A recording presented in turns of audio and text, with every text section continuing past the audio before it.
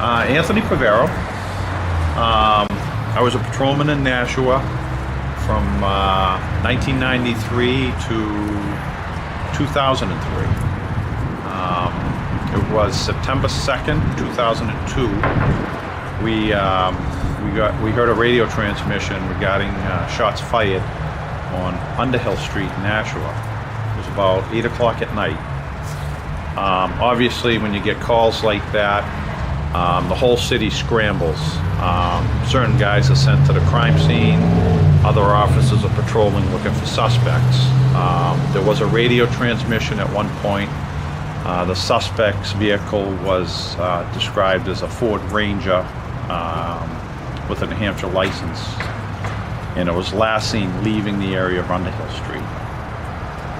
I was working Sector 12, which was over near the National Police Department on West Hollis Street. It was actually the furthest point in the city from here, and that was my patrol route that night. I had come downtown just to cover the area because the guys that were in the downtown area were sent to the crime scene. So obviously there are other calls that you have to respond to, even though there's a major crime in one part of the city. It was probably an hour or 2 hours after the shooting occurred that one of our officers had located the vehicle, and he began following it in downtown Nashua. He gave his location, which was headed toward Hudson, would be coming over that way from Nashua into Hudson. When I got to the bridge portion, just on the other side of this Gulf gas station, it was a nice summer night, so traffic was pretty much similar to what it is now, fairly heavy. I had turned left coming up this roadway, and traffic was actually all the way backed up to that portion there, so I had to enter the opposite travel lane because the last location was headed toward Londonderry. So as I drove up here, passing all the vehicles that were stopped in traffic, I just happened to look over to my right-hand side and I saw the suspect's vehicle. At that time, the light up here at Ferry Street had changed green and vehicles started to move forward. At that point, I decided to turn my vehicle into the path of Mr. Collopy's vehicle to stop him from moving any further.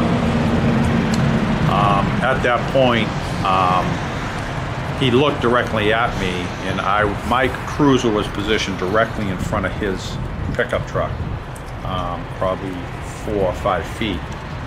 At that point, I exited my vehicle and assumed a position on the rear portion of the trunk of my vehicle with my weapon drawn. It was very noisy because what had happened, because there were so many police cars coming to the scene, guys, as they got out of their cars, left their sirens on. And that's a normal reaction because guys are the adrenaline's pumping, everyone's focused on where the bad guy is.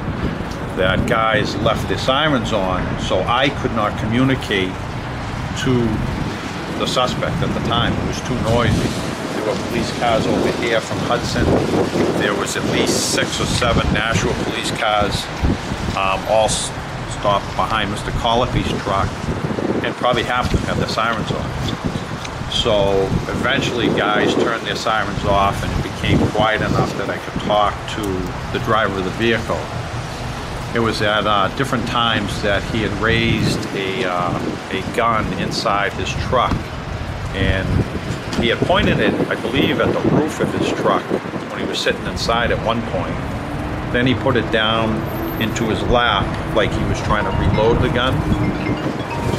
He then picked it up, pointed the gun at his head, and I had ordered him to put the gun down because it appeared that he was going to commit suicide at that point. He was blocked in, he was surrounded by all sides.